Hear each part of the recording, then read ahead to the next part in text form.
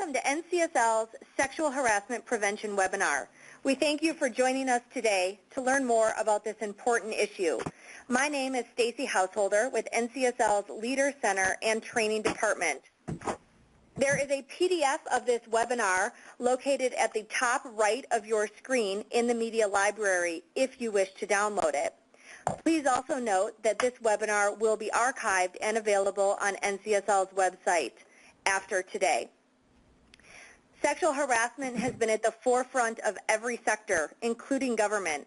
Legislatures across the country are taking a renewed look at their sexual harassment prevention policies and procedures.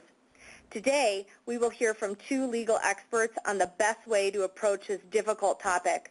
We will discuss the importance of legislative culture and how it impacts sexual harassment, ways to strengthen your policy and complaint procedure, and examples of unacceptable behavior and conduct, plus risk factors that might exist. Jonathan Siegel and Mark Shiner are colleagues at Duane Morris and are nationally recognized experts on sexual harassment issues. Both have extensive work with public and private sectors on this issue. Today, you'll hear their thoughts on accountability, the role of leadership, and how to restore trust in sexual harassment systems, and the fact that we all have a responsibility to take a stand when we observe inappropriate behavior. Please submit your questions throughout the webinar in the Q&A box in the bottom left of your corner. Questions will be read anonymously throughout the webinar. Jonathan and Mark, please take it away. First, this is Jonathan, and we thank NCSL for offering this, and it is our honor and privilege with our goal to provide you with information, no matter what your role may be, to help you make your own working environments more comfortable, not only for yourselves, but also for others. We're going to go through a lot of material. We are two lawyers, so we need to make clear it's not legal advice pertaining to specific factual situation.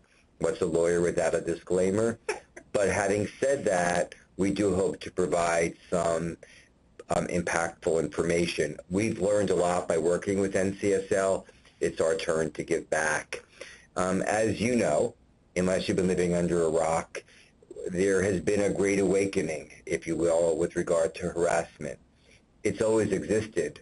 We're now just at a time when people are more aware of it or willing to acknowledge its existence.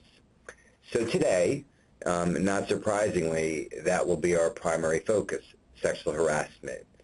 But I want you to keep in mind that from a legal, from an ethical, from a reputational standpoint, we must create cultures that do not tolerate any kind of unlawful harassment.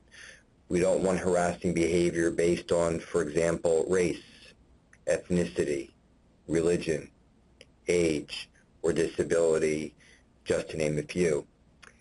I don't think anyone today can credibly deny that sexual harassment is both persistent and pervasive. And some of the examples we've seen in various sectors are even more severe than those of us who thought there was a problem ever would have expected. Harassing conduct exists in every sector, in every business, and that includes potentially in every legislative body. No one is immune from the problem. Everyone can help solve the problem. We must protect all individuals who work in our legislative bodies or with them from harassing behaviors, and we'll talk more about why I'm saying harassing behaviors and not unlawful harassment. We also must ensure that there is due process. After all, not every complaint is necessarily true. We have to protect everyone. However, one thing that is without balance is every complaint must be taken seriously, every complainant must be treated with dignity and respect, and every investigation must be conducted promptly, thoroughly, and impartially. And when I say without balance, what I meant was at times we need to balance the rights of the complainant and the accused when it comes to confidentiality, not in terms of the remedy, but there is no balance in terms of taking it seriously, treating people respectfully, and investigating properly. And of course, if we conclude that there's wrong, or you conclude that there's wrong, we need to take corrective action. That can maybe if there's sexual harassment, worse yet, sexual assault, or it could be harassing behavior, a theme that you'll hear, even if not bad enough to be unlawful. You might want to think of a continuum. Disrespectful behavior is fertile soil for sexually and other harassing conduct. Sexually and other harassing conduct is fertile soil for unlawful harassment.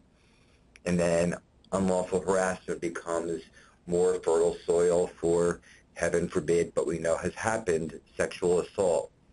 So our goal is to have respectful cultures. And if we have respectful cultures, we mitigate materially the risk of and harm imposed by sexual harassment.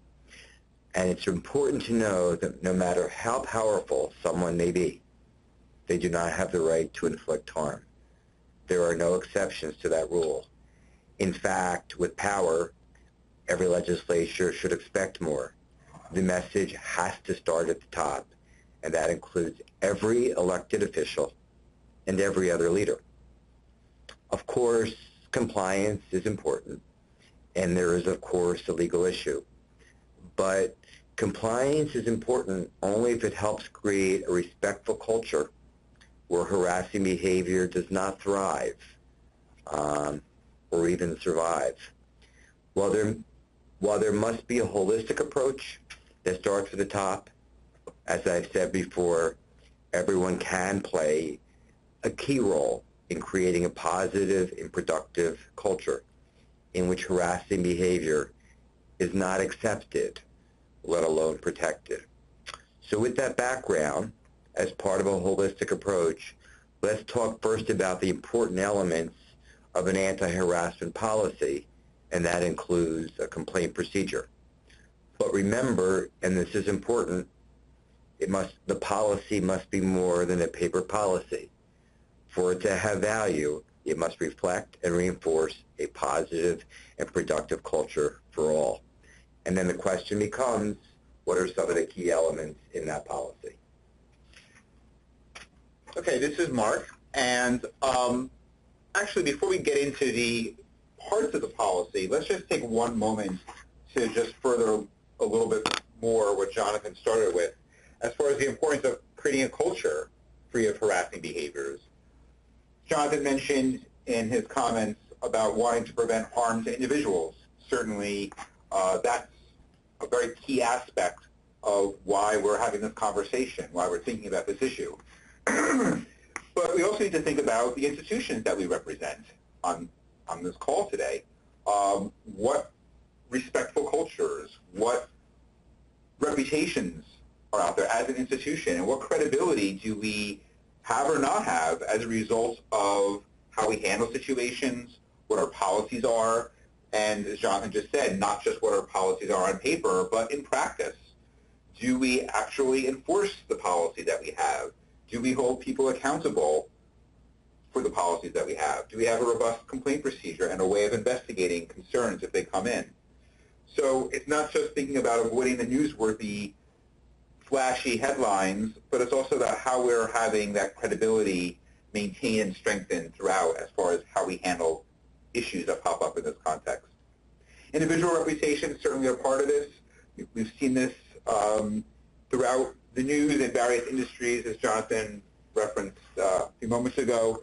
And there's two sides, and let's also recognize that not every accusation is going to be substantiated or may not be credible. And we want to, again, have a respectful approach, an appropriate approach when we think about having impartial, thorough, prompt investigations and taking appropriate corrective action. And we'll say more about that as we talk today. Productivity, this is just simply the reality of if we have harassing behaviors, other inappropriate conduct happening in our workplaces, our employees are going to have decreased productivity, lower morale. We're going to also, I will add to this, have difficulty perhaps retaining the talent that we want to retain and also recruiting the talent that we want to bring in. And so another reason there. And finally, legal liabilities and legal fees.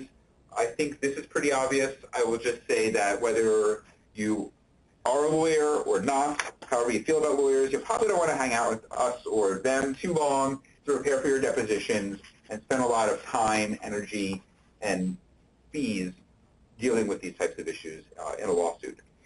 And I'll just add, it's not an accident we put legal fee liability and legal fees at the end of the list. Of course, no one wants legal liability or to pay lawyers, but even if there were no laws, we would want to do everything we're doing today, first and foremost, to prevent harm to individuals and to protect the credibility of our institutions, among the reasons Mark raised.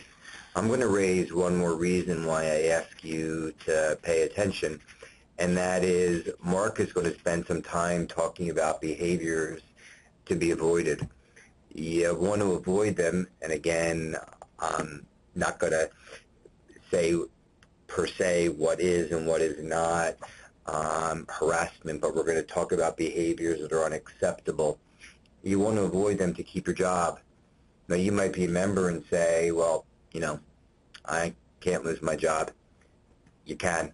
The voters may decide that. So I hope we do it for the right reason, because we care about people, we care about our institutions, but we also do it if we want to maintain our jobs, because there can be severe adverse career consequences if someone either engages in or tolerates unacceptable behavior. Okay, so now with some of our introductory and background comments, let's think about some ways to strengthen our harassment policies, our non-harassment policies, or anti-harassment policies. We're not going to talk about EEO policies, equal employment opportunity policies, more generally right now. We're going to focus in on the non-harassment piece of that. Some of these I'm going to combine just to sort of keep us moving, but we have 12 of these here as far as suggestions that you might want to think about if you're drafting a policy or want to relook at a policy that may not have had a review in some time. So first, let's have a policy. Following along on some of the comments that we just said and Jonathan's additional comments about the values and how we're handling these types of situations in our institutions, let's have a policy, at a minimum, to state as a value that this is not acceptable, that this is a value that we hold important. And as we'll say, and we referenced earlier, we're thinking not just about sexual harassment here, but other forms of harassment as well, even if we're focusing a little bit more heavily today on the sexual-based harassment. So let's have a policy. In our policy, let's avoid legal definitions. I do a lot of policy work. Jonathan did a lot of policy work. Every time I see situations where clients, organizations of all kinds are trying to add the law or summarize what the law is, I almost invariably cross it out. Here's another example of that. We don't want to limit, well, two reasons. One, we don't want to say what the law is because we can't fully capture everything in just a sentence or two of what the law is. You all probably know that very well dealing with legislatures around the country. And secondly, as we will say as a theme throughout today, we're focusing on more. Our scope of our policies is more, needs to be more, than just meeting the legal definition of harassment. If we are only concerned about behaviors when they rise to or very close to the level of unlawful harassment, something that's unlawful, illegal, we are having way too high of a burden. We are looking for a scope that's way more far-reaching, and we're focusing on conduct that's inappropriate, even if it is not in itself unlawful. And that's really the third point here, which is focusing on that inappropriateness, not just the illegality of it. Just because something is not unlawful, not illegal, does not mean that it also can be not okay for the workplace. Many examples of conduct, and we will talk about plenty of examples in a little while, many examples of conduct that's not unlawful, still absolutely not okay in our legislatures, in our offices. We also want to have in our policy lots of examples. Part of this is just to explain in plain speak, non-legalese speak, fleshing out the policy. What does it mean? What do we mean by creating a hostile work environment? What do we mean about harassing behaviors? Again, by giving the examples, we're allowing our staff to understand what we mean here and the nuances that are involved. And it's a really important thing for people to have that, to fully appreciate what we're talking about. We want to make clear the broad scope of our policy. I mentioned already covering behaviors that go beyond unlawfulness or illegality. We'll say a little bit more about this as far as scope as we go along. That would also include not just in the workplace, but also social events, traveling, cocktail parties with lobbyists. You got the idea. And also, I would say that this needs to include all types of communication. We're not just talking about face-to-face comments or certain types of communications. Texting, things on social media could be covered here. Again, outside the workplace, all sorts of communications. And we also want to, in our complaint procedure, provide multiple options for people to raise concerns about conduct that they find to be harassing or otherwise inappropriate. It's not just go to your supervisor. If your supervisor is the issue, you need to have an outlet to go somewhere else. And by providing multiple options, people can choose the person that they feel most comfortable with to raise the concern. The important thing is to have the concern raised, and we want to, in our complaint procedures, provide ways of doing that. Now, we know that those of you who are listening play varying roles, and we understand that and think it's great for everyone to hear the same message.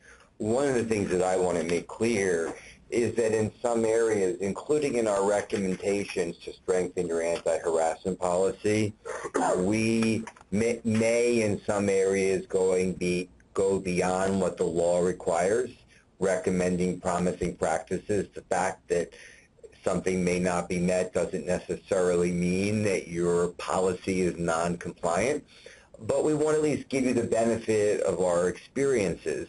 As Mark said, we do have to have a policy specific to sexual harassment. 2, we want to avoid legal labels. We want to, 3, focus on inappropriateness. 4, we want to give specific examples of what would be inappropriate or unacceptable, and Mark's going to spend some time on that. We want to make clear the broad application in terms of the where, as I talked about, and the technology, as Mark talked about. And we do want to give people multiple choices. It shouldn't be where you have to go to your supervisor, because if it's the supervisor who's engaging in or tolerating the conduct, that is a problem. But there's also the option, and I use the word intentionally, you as an legislative body may want to consider a third-party reporting vehicle by which individuals may elect to provide anonymous complaints. Now, there are pros and cons to this, and there are risks and benefits, and there are nuances to be considered.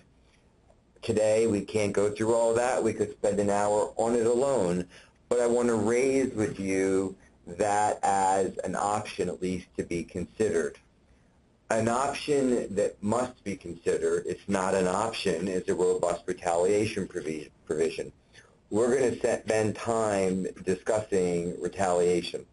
The number one inhibitor to people reporting complaints is the fear of retaliation. Everyone needs to feel safe in making a complaint, knowing that if they do, they won't lose their job, knowing if they do, their job will not change. Every one of us can play an important role in making sure that retaliation or retaliatory behavior does not exist. So your policy needs to address that, and that needs to be part of the fabric of your culture. We can't promise absolute confidentiality, so if a policy said we'll keep your complaint absolutely confidential, that wouldn't be practical. If a male employee said a female employee groped him, we couldn't say to her, I can't tell you who, but someone said you groped them. She would have a need to know who it was, or if there were witnesses to it, they may have a need to know. But we do want to maintain as confidential as possible the identity of any complainant, witness, or target. But that's to the extent, maximum extent permissible, to conduct a prompt, thorough, and impartial investigation. That's where we talk about balance. We want to keep things as confidential as possible, but that has to be balanced against our need to do a prompt, thorough, and impartial investigation. Those are words for policy. In your workplace is where you make it happen. Now, if the policy must make clear that we'll implement corrective action, and it doesn't have to mean automatic termination for every wrong. It's going to depend on what the wrong is. Prompt and proportionate and designed to prevent further unacceptable conduct. If there is unlawful, same theme, or unacceptable conduct, even if not unlawful. So sexual assault would be unlawful. You all know that. I don't diminish it, but a sexist comment, while unacceptable in and of itself, would not be unlawful. We would still want to take proportionate corrective action. That may depend on the position, that may depend on prior warnings and the like. On the other hand, for sexual assault, it wouldn't depend on the position and it wouldn't depend on the warning. So in many ways, the policy are the guardrails. What matters is what happens in the culture. We may want to consider requiring a disclosure provision if someone has an intimate relationship with someone over whom they have direct or indirect institutional or supervisory power. I'm not sure it's realistic to say individuals can't date. Intimate relationships happen, romantic and or sexual.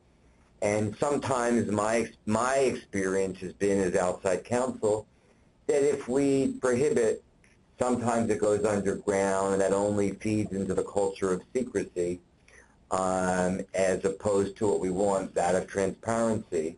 But something to consider might be for a state assembly or senate to say, if you are having an intimate relationship with someone over you have or institutional or supervisory authority, direct or indirect, you have to report it to a designated person. And if you don't report, there need to be consequences, the burden being put on the person with power. We understand that romance can happen, but we want to at least put in some safeguards. And by the way, this is not only to minimize the risk of harassing behavior, but also to maximize our credibility. There may be actual or perceived conflicts of interest if there are intimate relationships that are not disclosed but are known of, and it may be seen as affecting terms and conditions of employment. And then number 12, which is really a theme, you need to tie your policy to your culture.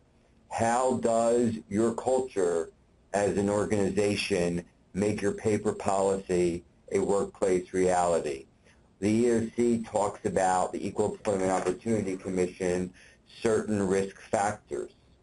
So you may have a number of young people in your organization who may not have had yet the experience in dealing with unwanted conduct. Do you, as someone who may be in the workplace longer, keep your eyes and ears open for individuals who may not yet have had that experience? How much alcohol do you provide? Cultures of alcohol often become cultures of harassing behavior.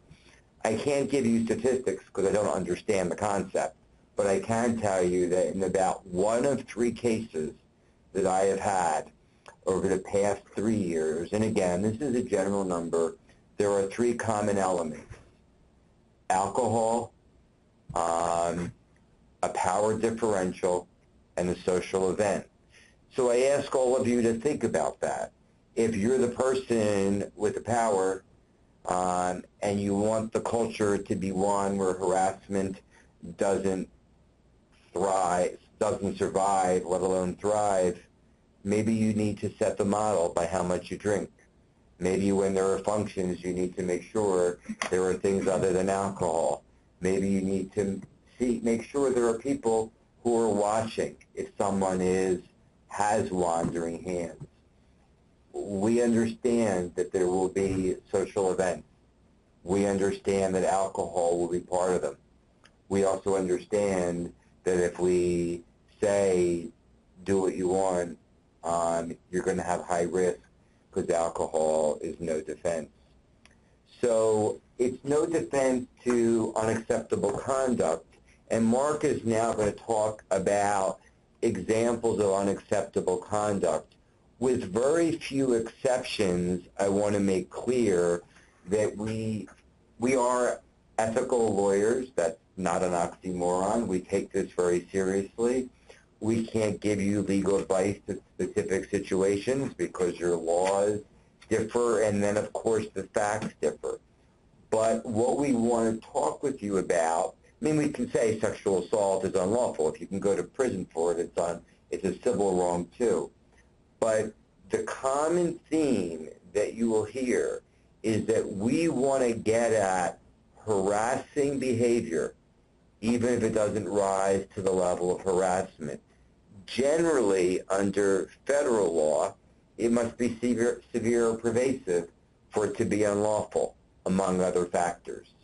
We hope in your legislative bodies you don't wait for conduct to be severe or pervasive before you raise a concern, before you respond proactively if you see it, before you take corrective action if you become aware of it. It's an important theme. You want to go make sure that you don't get close to that legal line in order to avoid harm to individuals, to reputation, and of course there's the risk of legal liability. So Mark's going to talk a little bit now about examples of unacceptable conduct, behaviors which you should not engage in, whether or not they're unlawful, with a few being clear unlawful, and I'll jump in on a few issues here and there, but Mark will take the lead now. Okay, so when we think about unacceptable conduct and harassing behaviors, which is our focus now, let's just take a step back and let me just do a little bit of legal background. Two types of unlawful harassment, and again, this is, as we've already said a few times now, not our standard. We're going to be looking at conduct that's way below the level of unlawful harassment and want to make sure that is taken care of and handled and not accepted in our various offices. But two types of unlawful harassment. The first is a tangible employment action. Often people think of this as a key example of this, quid pro quo. This is a situation, well, any kind of tangible employment action where we are denying an employee a term or condition or benefit of employment, or for failing to submit to sexual advances of a supervisor or manager, or conditioning a term of employment on that acceptance, typical quid pro quo situation. Jonathan and I are asked every so often at a training session, does that really still happen any longer? Isn't that a relic of a different time? I wish we could say that it was. We may see this a little less often than we saw some 15, 20 years ago, but unfortunately it still happens. And we obviously need to get rid of that. That is unlawful, very clear cut. For those that get the reference, I think of this as a don't cast go, don't collect 200. Clear answer that this is not okay in our offices, in our workplaces. Hostile work environment, also not okay, also unlawful, but it's a little bit more nuanced, and we need to flush this out. This goes directly back to the point that I mentioned a little while ago, which is having examples as part of our policy so people have an understanding, our employees have an understanding about what we mean about harassing behaviors. Even if something doesn't rise to the level of hostile work environment, unlawfulness, because maybe it's not severe and pervasive enough, doesn't mean that we still don't want to have it out of our workplaces. We'll give plenty of examples in a little while. Only a few of those examples I'm going to give are outright unlawful in and of themselves one time. Jonathan gave an example of one sex-based comment, one race-based comment may not be enough to rise to the level of unlawfulness. Still does not at all mean that we want to accept that as appropriate behavior in our workforce, in our workplaces. We say hostile work environment on account of a protected group as part of our definition. Here's some examples, and only examples, of some protected groups. just a few points about this. First, these are just examples, just a handful or so, that are covered in many of our states.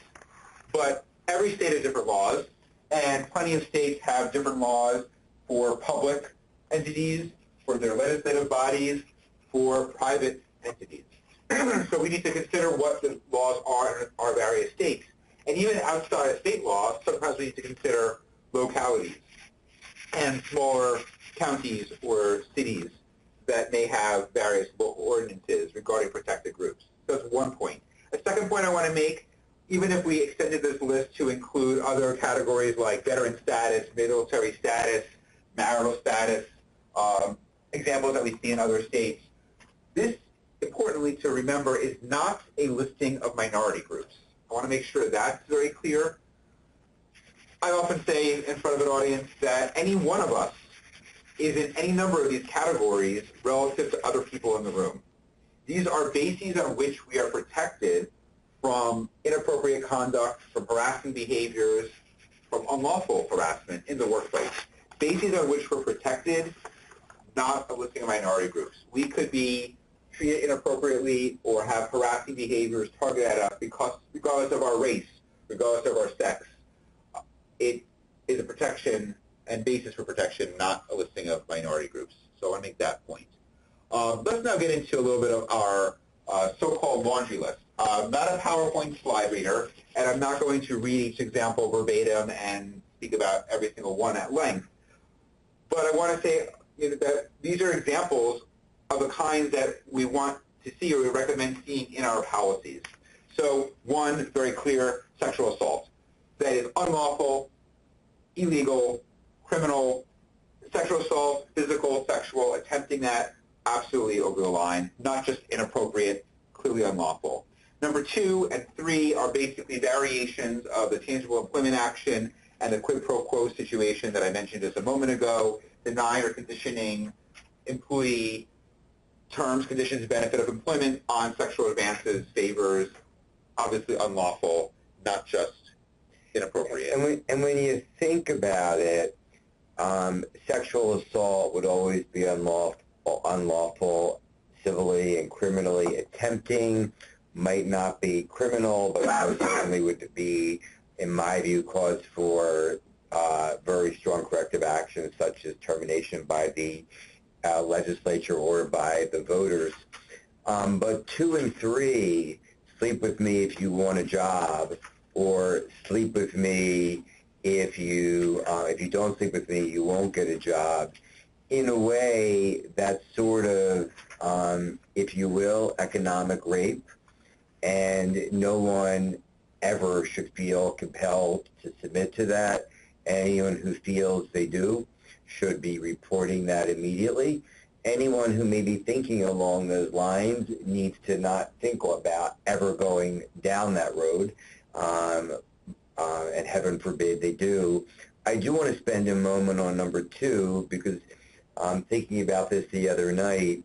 Denying someone a raise because they won't sleep with, it's not always, it can go both ways. If you said to a lobbyist, for example, well, if you want my vote, and in my saying this, I'm not assuming anyone would do this, but I would be naive to assume that no one in the world would ever do this. If you want my vote, you need to sleep with me. Obviously, beyond unacceptable, even though they're not an employee. It would be also a problem if you said, if you want my vote, you need to sleep with him or her. So, and then people get into some interesting legal issues. Well, if they're not our employee, do they have a claim? To which my answer would be, I'm not sure I care whether they have a claim. What I know is that's objectively wrong. I know it is vile conduct, and I know no legislature should tolerate it. So one of the things as a risk factor I also want to raise with you is just be thoughtful about questions that you might say to a lobbyist. When a lobby says, will you vote for this? Or will you support me on this? Your question should never be, and what will you do for me? even if you mean that like we would buy me a cup of coffee, they may hear it as something very different. Jonathan and Mark, you're mentioning the current definitions of sexual harassment. Do you believe these definitions could or should be expanded given the current climate? And if so, how? The current definitions of sexual harassment, there's quid pro quo, which we this for that, and then there's where the work environment is hostile, sexual, racial, ethnic, religious. Those are just some examples. The general federal rule is severe or pervasive. It's got to be objectively offensive. Some state or local jurisdictions had lower standards to meet for conduct to be unlawful. It's a very broad group. I mean, really any offensive conduct based on a broad list of protected factors. The question becomes sometimes, should there be a law that prohibits abusive or nasty or bullying behavior, even if it's not directed at someone because of their gender or race? And while on a personal level I have zero tolerance for bullies, those kinds of laws can be, quite frankly, in my view, problematic, because we could all agree that screaming at someone is bullying. What's the difference between raising your voice and screaming? It may be perception. So do I think the law needs to be expanded on what is harassment? My personal view, no. Do I think that every legislature needs to take more seriously, every employing entity in the country, the need to stop harassing behavior, even if not unlawful harassment? The answer would be yes. Good answer. Thank you. Continuing along here, here's an example. Number 4, we were just talking about the quid pro quo situation, the conditioning, the denying. How about asking for sex or having sexual advances or propositions with no demand or threat? Quid pro quo is this for that. Sometimes I think of this number 4 example as this with no that there. And in this context, let's say we have a supervisor who is politely asking a direct report of his or her to have sex. No condition or employment is related to that. No promotion is guaranteed or threatened. Still obviously inappropriate. Still obviously not at all okay. There's an implicit power dynamic. Jonathan mentioned power dynamics as one of the few key factors that we see oftentimes here. Using that power dynamic, that one-up, one-down relationship, is implicitly suggesting that maybe there is some threat there. Maybe there is something that is the person needs to feel coerced about or does feel coerced about. And this is a good example where unacceptable, even if not unlawful, because the power dynamic, but Mark is making me nervous, so I want to make one thing clear. Power makes this bad, but we don't want people to legislate. We don't want you to think, well, if it's a peer, I can ask them for sex, and there's no problem. That would still be unacceptable. It just power magnifies the wrong. Fair enough. And to number 5, sexual activity in the workplace. Actual sexual activity or simulating it or other addressing, I will just say here, clearly way over the line too is unacceptable as well. Yeah, and I think 5 is a really good example because sometimes people say, well, it's not bothering me or him or her, so what's the big deal? And if you were a leader, that could be a caucus director, that could be a leader of your party, and you walked into a conference room and you saw 2 people having sex, you wouldn't say, are you having a nice day? If yes, I'll bid you adieu. You would say that's unacceptable. So just remember that even if it's not offensive to the parties, a hint on a question perhaps, it's still, if it's unacceptable, it's unacceptable. Think of your local newspaper. If you wouldn't be happy seeing it there, if you would be concerned going down your neighborhood street, don't do it. Dates, number 6. Repeated requests for dates after somebody has declined a request for a date. Again, we can think of this as the power dynamic. Certainly, if we think about the quid pro quo situation, that's a problem where using one's power influence to ask somebody who is a subordinate for a date is a problem. But let's look for a moment at people who are at the same level in our offices, people who are both employees or people who are both managers. Repeated requests for dates after somebody has declined. My view here is, cutting to the chase for our purposes of having a quicker discussion today, and not an extended hypothetical. I think of this as if somebody says no at the first ask, you don't ask again, period. And that could be a no, it could be a no thank you, it could be I'm sorry I don't have a policy, I have a personal policy against dating coworkers. Whether it's polite or impolite or neutral, if somebody responds with a no, you don't ask again. But this often comes up, and John and I have seen these examples in various types of workplaces. Every year we each get a few of these popping up in some way. Somebody who responds to a request for a date with some version of I'm busy. My family's coming into town, I'm busy. I'm going away with some friends, I'm busy. I'm grooming my dog, I'm washing my hair, I'm doing the laundry. At some point, the responses are giving probably an objective, reasonable employee the message of, I'm not interested in dating you, please go away. But sometimes we have situations where the person who's asking is not getting the clear message that the coworker is trying to deliver. And there could be very many reasons why somebody doesn't want to come out and say no. Predominantly, the reason I hear most often is just not wanting to create an awkward or a more awkward situation in the workplace. So our advice here, and I think it's worth thinking about placing this in our policies, is effectively having a policy that says you get to ask a coworker out on a date one time. We recognize that sometimes dating and intimate relationships happen.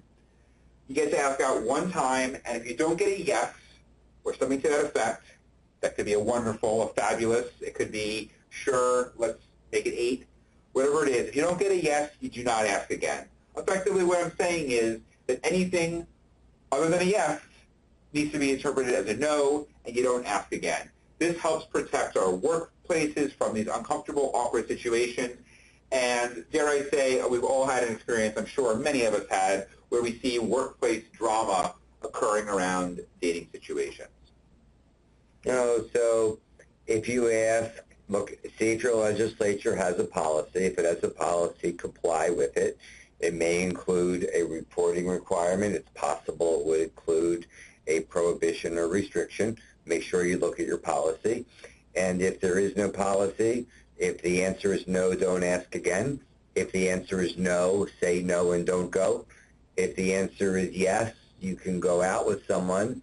But if you want to end the relationship, you can. And if you're the one who's asking the person out and they end the relationship, you need to accept it and not retaliate against them in any way.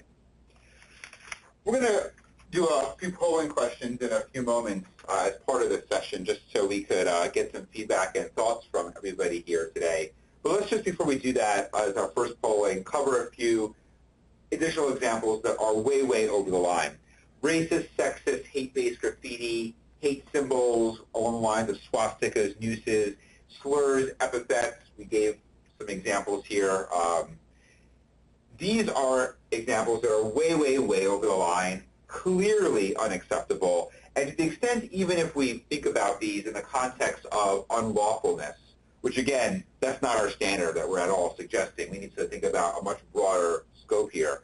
But many courts in many states are viewing situations like these, number 7, 8, and 9 on our list, as one time.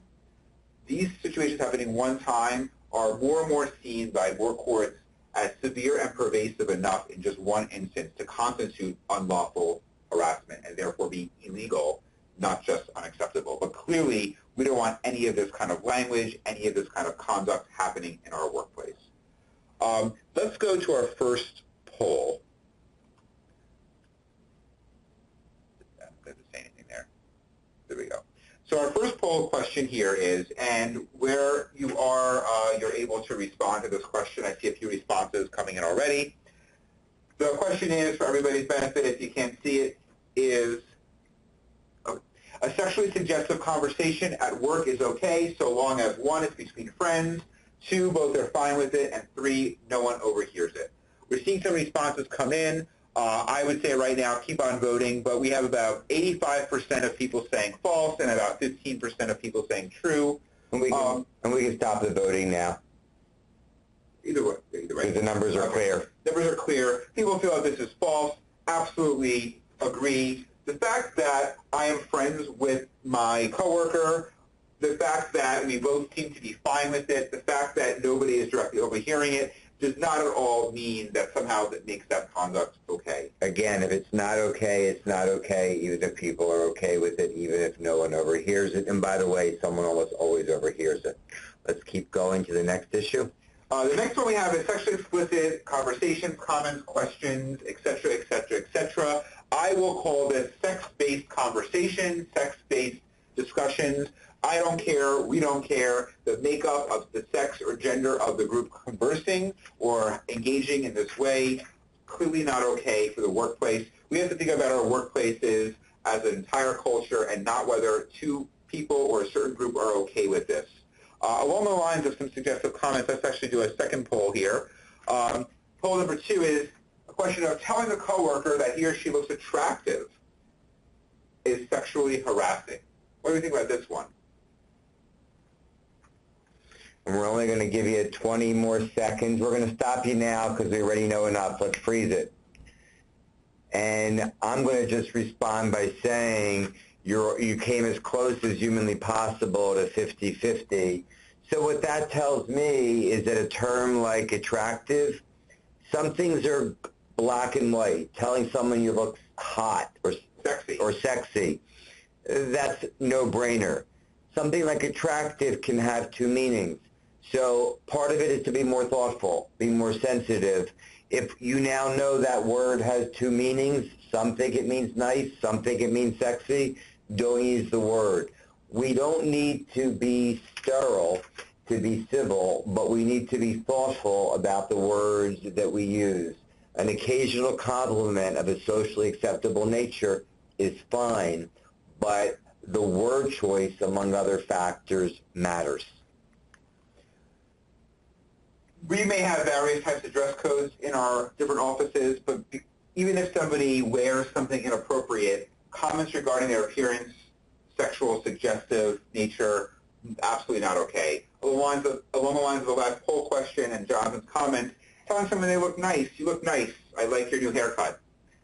I find that fine. We could compliment it cordially, be collegial. But if I tell you every single day or repeatedly throughout the day how nice you look, or where am I looking when I tell you how nice you look, variations of that, clearly not okay. And if you're someone who hears nice haircut and you don't want to hear it, then just say, please don't say that. It makes me uncomfortable.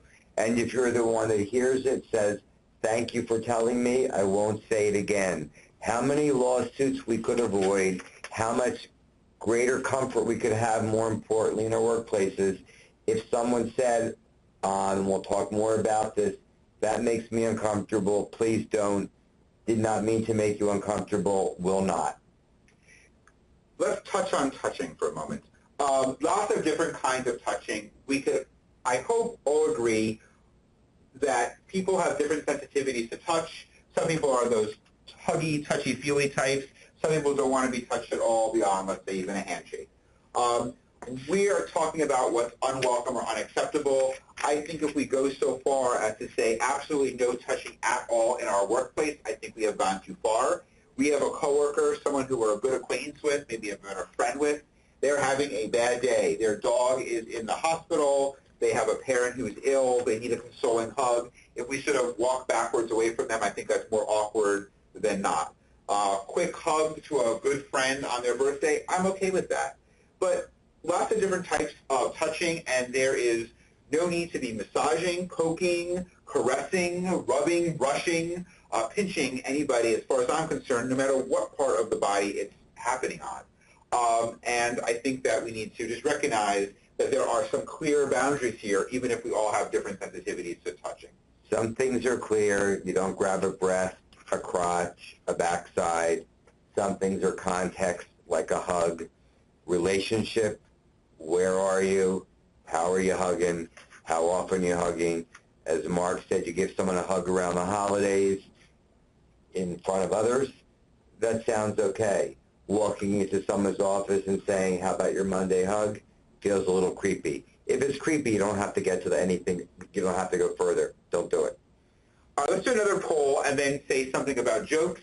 This poll is poll number 3. The question is, you can joke with a colleague about gender, race, religion, etc., but only if you're of the same gender, race, religion, etc. So basically, if you're of the same protected group, we could joke about it. And we're going to stop you right there because you got it and you know it. Right. And that you can be, that the law doesn't say you have to be of a different gender, race. 100% of those who answered, we saw the trend lines coming in, as CNN would say, we call it. The bottom line is that, yeah, a woman can harass a woman, a man can harass a man, an older person. Although most sexual harassment cases of which we're aware are men harassing women, always keep in mind women can harass men and there can be same-sex harassment. I'm just going to stay on 13 through 15, that the word jokes is in quote because jokes are not funny if they're sexual or suggestive, or they make fun of someone because of who they are. Racial jokes, ethnic jokes, religious jokes, just examples. I've been in programs where people have said to me, well, by the time you get rid of those jokes, there's nothing I can say, and I try to say as diplomatically as I can, then maybe say nothing. I think we can have a lot of fun in life and have warm cultures without making fun of who people are. And if someone feels they can't, I would ask them to think a little bit about themselves. You all know, again, sexually or suggestive materials don't belong in the workplace. We're not going to go down the smut continuum, but pornography, pictures of people having sex, people naked, and be wary of the pinup calendars. They're not as severe, but they can be pervasive. And so they can be problematic because of the message that they send that women are objects, or it could be men, but it's more often women. And the same thing would be true, by the way, of terms of endearment. You know, sometimes people say, well, I like to say honey or doll or sweetheart. Well, you may like to say it, but how about just using the person's name? Terms of endearment are fine for persons who are dear to you in your homes or your families or loved ones, but not in a workplace. And then 18, I hope is obvious. No leers, catcalls, or whistles, no matter how someone is dressed. And as we'll talk about in a moment, not enough for you if you have power to refrain from it, but if you see you need to stop it. And let me make one point here, and that is I'm a big believer in it, a term I created, so to speak, but peer-to-peer interventions. If you see a colleague and they are doing something that you know is wrong, you hear them say sweetheart, see a leer, pull them aside and just say to them, listen, that demeans the other person, that demeans you, that's not okay. The bad news is that you did it. The good news is that I'm telling you so you don't do it again. Promise me that you won't. We want to create a culture where people, even peer-to-peer, say, not that they laugh when they hear the sexist quote joke, but they look at the person and say, really. Peer pressure can go a long way. We don't want people to go along to get along. We hope you'll send the opposite message. If it's not okay, even if you're a peer, make clear it's not okay. Sometimes that can actually be more powerful than when it comes from someone with power. All right, we did this sort of long list thinking about some of these examples.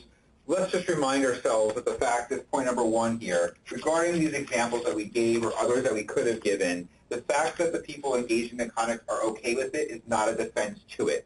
Again, we've mentioned a few times, we're looking out for the culture of our whole offices and not just focusing on the number of people involved in a situation.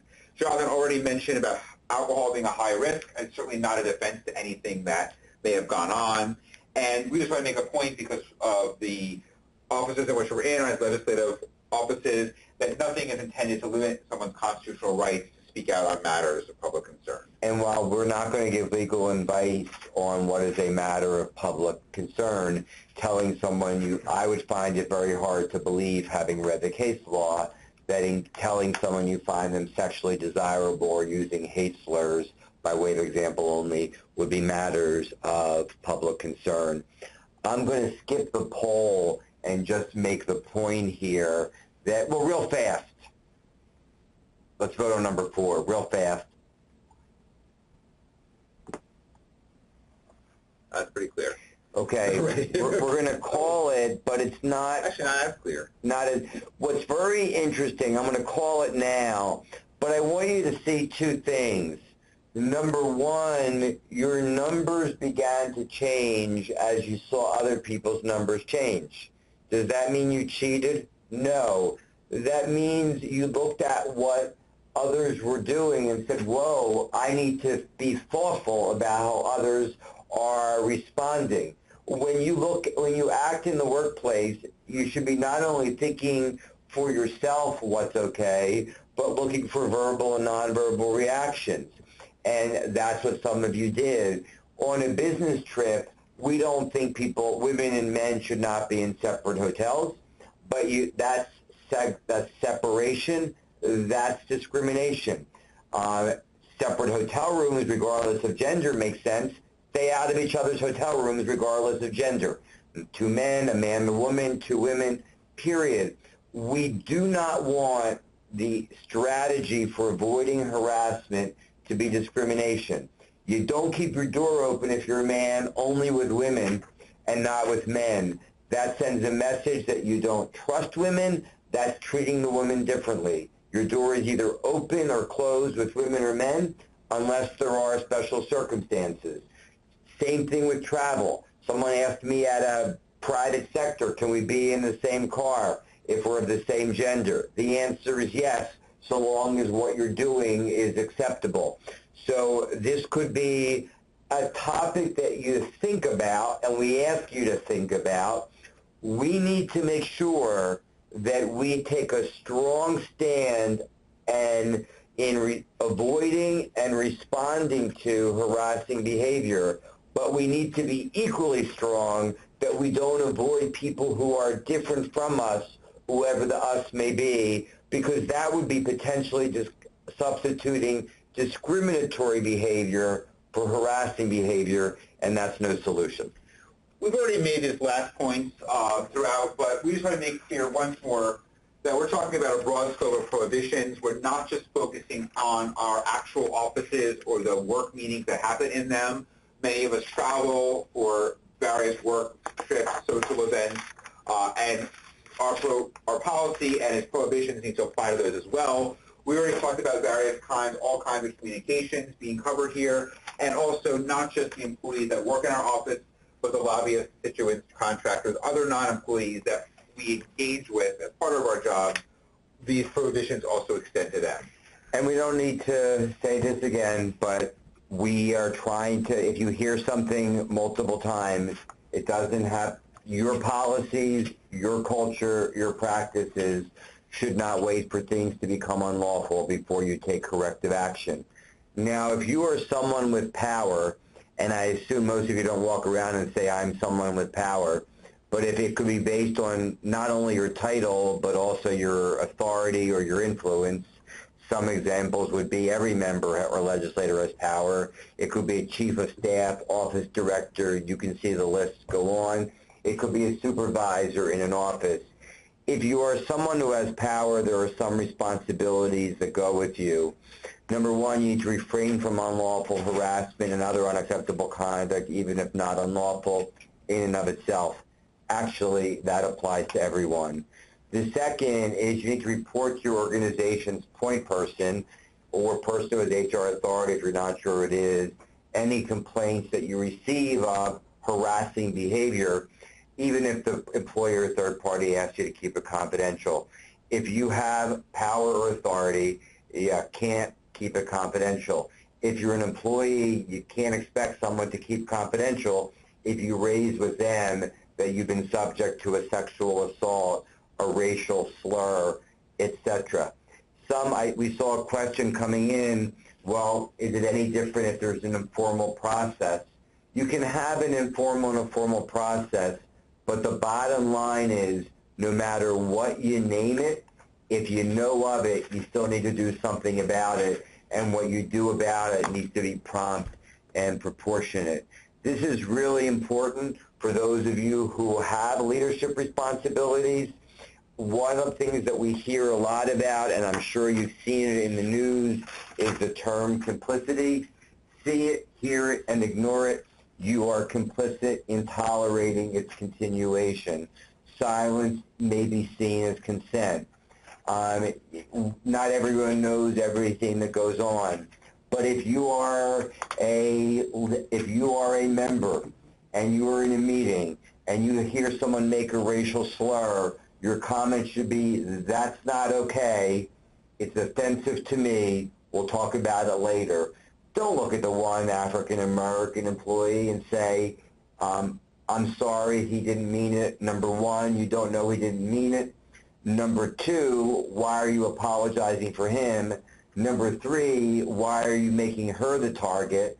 And number four, there could be an implication were she not there, it's okay. That's what we call revictimization. Focus on the person that made the comment. That's not okay, that's unacceptable, that's offensive. Do it in a moment, because that's how you create the culture. It's important that people know that you know it's not okay, and then the corrective action can be later. You don't need to have the power to do this. You don't need to be a leader. If you're a peer, I encourage you, friends don't let friends engage in harassing behavior. Say to someone, whoa, don't go there, or I don't like the road we're going down, or stop, you and I will talk later. Every one of you can play a role in creating the cultures that you want. This affects not only the comfort level of those who work with you, vitally important, but also, as we talked about before, the credibility of the institutions. You can't have, as we said in the policy, prescriptions on what's impermissible, what's unacceptable, even if not unlawful, unless we take corrective action. You're going to work with your organization's point person or person with HR authority with regard to corrective action. But I want to make really clear here that the fact that someone is a superstar doesn't give them the right to engage in wrongful conduct. That's another EEOC risk factor. No one is, we've heard the expression back in the early 10 years ago, too big to fail. No one is too important so that they are above standards of civility, and that includes the obligation to refrain from and respond to inappropriate behavior. Sometimes people ask the question, well, shouldn't the complainant have a say on what is the appropriate corrective action? In an investigation, an individual may be asked, what would you like to see happen? That's a factor we would consider, but the organization ultimately must determine, the legislative body, the unit, what is the appropriate action, needs to be prompt and proportionate. And if an individual raising a concern doesn't think that's adequate, then they have the right to raise concerns through a variety of means available to them. And then critical is making sure that there's no retaliation. This could be peers, where peers don't talk to someone who made a complaint because they're upset that someone complained about someone with power. But those of you who have power, it's particularly important. No one should retaliate against anyone who makes a complaint, serves as a witness, participates in the investigation, or is associated with the complainant. One case that went to the Supreme Court where there's retaliation against someone's spouse. Supreme Court ruled, in my view, correctly, that would be unlawful retaliation. And unlawful retaliation isn't limited to, you made a complaint against me, I'm going to fire you. It could be denying someone opportunities to attend important meetings or giving someone less favorable assignments. It could mean freezing them out. It could mean bad-mouthing them in the workplace. One of the things that I think you can basically say is, if someone makes a complaint and you are the object of it, you're the target, and your employment continues because it wasn't so bad that the proportionate action is termination, then you owe it to the employee and you owe it to yourself to act as if it never happened. You should not be treating the person differently. When you see the person in the morning, say good morning. Someone does something for you, say thank you. It's very important that employees feel safe. This is important both for the employee, but also for the organization. If employees don't feel safe raising concerns, then they're not going to trust us to handle them. Of course, employees may, depending on their legislature, have the right to go outside, and nothing is intended to interfere with any right of any individual. But we'd like, I assume each of you would prefer, if you can, to resolve the matter internally. And the fact that a complaint doesn't have legal merit, it may not be corroborated. The complaint may be someone did something, but it's not objectively offensive. That's not, when I say not corroboration isn't necessary, but let's assume that we can't reach the legislature can't reach a clear conclusion, or the conclusion it wasn't inappropriate. That still isn't licensed for unlawful retaliation. So long as someone acts in good faith, there can't be retaliation. I can't emphasize enough, no retaliation.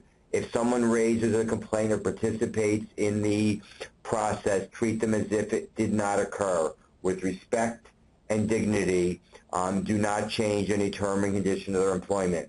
If you're the one who thinks that it has occurred, then you have the right to raise concerns. We're going to talk about raising concerns. I just skipped the last poll on harassment, but you know, we want you to raise concerns if they involve harassment because of gender, discrimination because of race, or retaliation because you complained about harassment or discrimination. What are the important things that you need to know? What are the messages that your leaders need to be conveying to you? Number one, that we strongly encourage you to use your organization's complaint procedures if you have any concerns. You have the right to talk with someone, that was the question, but no obligation. You never have to confront someone who's making you uncomfortable. You can say, please don't do this, it makes me uncomfortable, but if you're not comfortable saying it or the behavior persists, you always can use your organization's complaint procedure, whether it be formal or informal, but understanding that ultimately you need to do what's right. You can raise concerns not only if you are the victim or the target of the unacceptable conduct, but if you've witnessed it or otherwise become aware of it. Very important concept. We said to leaders, see it, hear it, or ignore it. You may be tacitly endorsing it. Bystanders, if in a leadership position, need to respond. Well, as an employee, you have a right to raise concern if you are a bystander.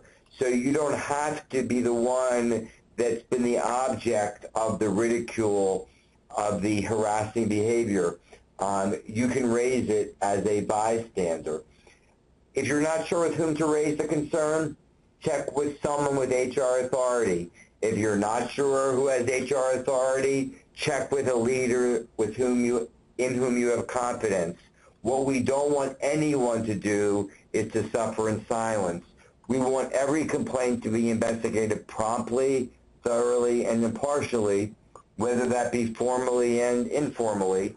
And to repeat what we've said earlier, understanding that when you raise a concern, which is your right, your organization cannot promise you absolute confidentiality because there may be the need to disclose what you say to investigate and or to take corrective action.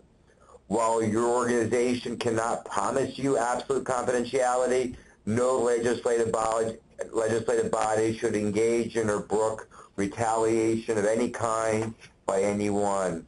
Just as we want to avoid harassing behavior, even if it doesn't rise to the level of harassment, we want to avoid retaliatory behavior, even if it doesn't rise to the level of retaliation as a legal sense. And then again, appropriate corrective action. Sometimes it'll be termination, sometimes it'll be a warning, sometimes it may be up to the voters. Unfortunately, in this, we can't give you clear guidance, but maybe it's not unfortunate, because it's what's always relevant are the facts and circumstances. How bad was the conduct? Who is the person engaging it? Sometimes was there prior inappropriate conduct? What's not relevant are certain defenses. Only a joke, not a defense. We're of the same gender or race, not a defense. We're friends, not a defense. I'm a person of power, not a defense. We were drinking, not a defense. We were drinking, not a defense. So to tie this all together before we open up this to questions, we want to start where, and we thank the NCSL very much for giving us this opportunity. We want to create we want to help you create cultures in your legislative bodies where employees are and feel respected, where harassment does not survive, let alone thrive. Every one of you can play a critical role. We've given you some guidance on some promising practices for your policy, including your complaint procedure. Those of you who are in authority, we hope you will take note of them, and as you look at your policies and complaint procedures, consider them. We've gone over with you examples of conduct, some harassing but not necessarily unlawful, some unlawful harassment such as the quid pro quo, some criminal such as a sexual assault. We want to, in our organizations, avoid the lower level, because we don't want to get the more respectful we are, the better we are. Harassing behavior, not only if we tolerate harassing behavior, even if not unlawful, it makes harassing behavior more likely to occur. It's also the antithesis of inclusion, and inclusion is critical. So I ask all of you who are listening, no matter what your position is, be more thoughtful about what you do. Be more careful about what you do. You can still have camaraderie and there still be civility. If you have concerns about something that has concerned, either to you or someone else, please do not suffer in silence. We implore you to use the complaint procedure. If there's a problem, we need, your legislative body needs to know, because it wants to and should want to help. Leaders, again, not enough just to refrain from unacceptable conduct. Respond to it in the moment if you see it. Not okay, stop it. Set the cultural tone. The policy without the behavior in the moment's not enough. And if someone brings a complaint to you, understand that you're going to need to report it, whether it be informal or formal. If you are someone and you know, then your legislative body knows. I was discouraged by the amount of complaints that I saw in the entertainment industry, in the media, in some among some political figures. Now we see in private industry. I am hopeful now by the degree to which people, NCSL taking the lead on this, the degree to which legislatures all across the country are saying, it's not what do we do, but what more can we do. Our goal was to give you some more that you can do. Every one of you matters. Every one of you has value. Every one of you can play a critical role to ensure that having a workplace free of harassing behavior is not just a paper policy, but a legislative reality. And we leave, Stacy, 12 minutes for questions. Thank you so much, Jonathan and Mark, for sharing your wealth of knowledge. Before we jump into the many questions that you all have submitted, I want to take a moment and thank SHRM for making this webinar possible. We are grateful for our partnership with them. A PDF of this presentation, as a reminder, is available on your screen in the media library, and this webinar will be archived on NCSL's website next week. As your organization, NCSL, does have up-to-date research on best practices and training methods for your state legislature on sexual harassment, so please reach out if we do not get to your question. But I will go straight into them. Mark and Jonathan, should the person who makes a complaint have a say in the appropriate actions taken to their satisfaction of the complaint? I think that, number one, the person should say what they're hoping to happen. So how to say, yes, I think it's good to say, this is what I hope the outcome will be. But I want to acknowledge it will be ultimately up to management or leadership to make the decision. If someone's not happy with it, they obviously can raise their concerns, and even by dialogue informally or by filing a complaint formally. But ultimately, the decision is made by management. But yes, employees should have their say. And if you don't mind, Stacy, I appreciate your mentioning the resources that you offer, and I appreciate your mentioning the great support from SHRM. SHRM also has some wonderful resources, and both Mark and I are grateful not only for SHRM's role in this particular webinar, but also all of the guidance they provide to employers and all we've learned from them too. So I needed to just say that as well. But yes, you can and should say what you hope the outcome will be, but understand ultimately management will make that final determination, subject to your right to grieve. Thank you. We have a number of questions about surveys. First of all, do you have any type of recommended instrument survey to gauge sexual harassment in legislatures? And if so, how do you ensure that surveys are completed so that they are 100% confidential? First, it's a fantastic question. Let me say, one, I think climate surveys are a good idea. Number two, but only if you're going to respond to the results that you receive. And number three, ensuring confidentiality is of the utmost importance. So that number four, the procedure by which individuals provide feedback needs to be done potentially from even their home email or through other vehicles. There are myriad ways of doing it. Are there any particular survey instruments? I don't feel comfortable saying one over the other. What I would say is, no matter how good the reputation may be, and as colleagues, you may want to share with each other, and if I'm going out of line, if you find one that's good, you might want to tell NCSL, and NCSL may say this was recommended by a member. We can't necessarily vouch for it, but if you know of one that's good, please share it.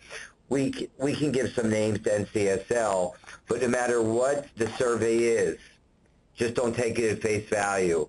Look at the questions, make sure that they will resonate in your workplace. If they don't know that you're talking about legislators or members, and they talk about your manufacturing environment, it's canned and it belongs in the can.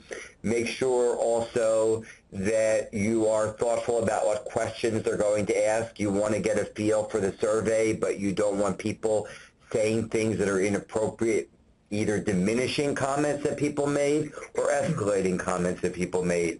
So there is a due diligence process that we recommend the leaders who may want to do climate surveys follow. Climate surveys can have great value. They can provide you with impactful information, but you don't just jump in. Look at the survey, talk with the people who are doing it, ensure confidentiality, and make sure that you're prepared to respond to the results. This is critical. If you're an employee and you participate in the climate survey, your organization won't know what you said, because if it's done right, it'll be confidential. So if you have a specific concern, use your complaint procedure in your legislative body. And one of the things that your climate survey should make clear is it's not going to report individual names. So if individuals have a concern that they are looking for corrective action, they need to use either the formal or informal procedure in their legislative body. And actually, I want to jump off of that on a different topic somewhat, but I've seen a bunch of questions come in on the Q&A regarding complaints and the investigation of them. So let me just address a few of these together. There was a question that came in about whether all complaints are worth investigating. And I would suggest yes, as a general guideline. Unless you have other reason to believe, and that's a really rare circumstance, if somebody is coming forward to an HR person or whoever has HR authority or to a supervisor complaining of harassing behavior or other types of unacceptable behavior along the lines that we spoke about today, yes, you need to investigate that. We have an obligation our offices have an obligation to make sure that if something's going on, that we are protecting people and that that the behavior is going to cease. And sometimes only through an investigation does this come to light. Somebody might raise a concern, but then when somebody actually does an investigation and sits down and speaks with them, they actually learn about many more concerns.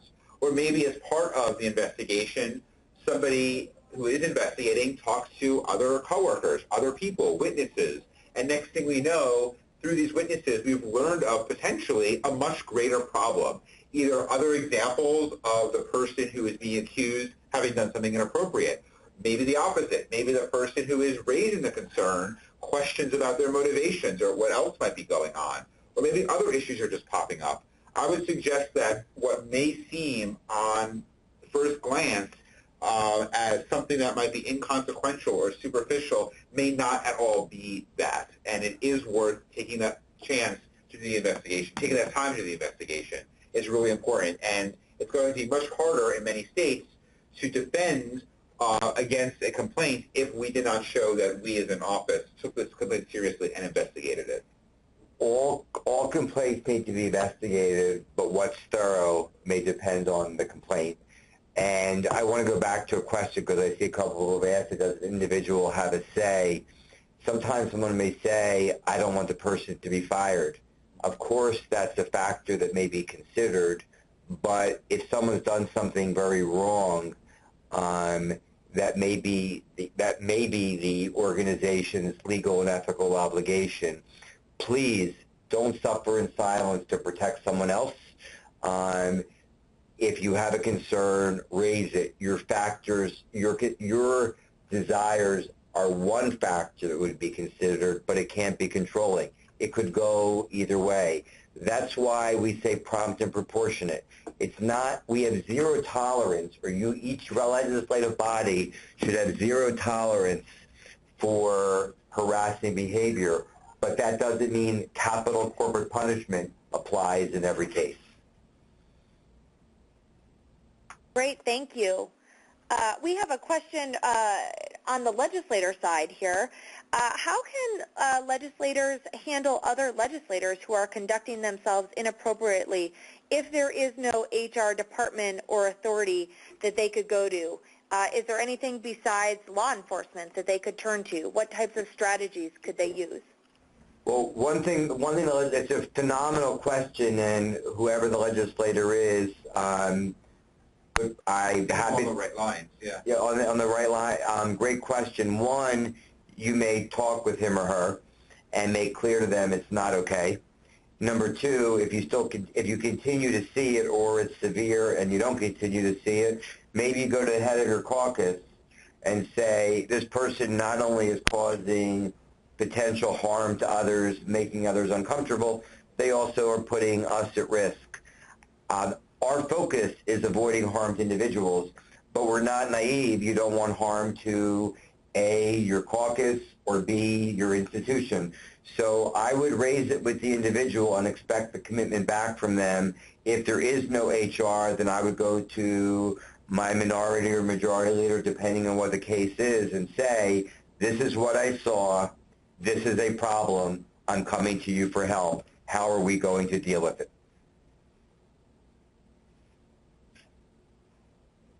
And we've had one additional question about anonymous complaints. If you could dig into that a little bit more.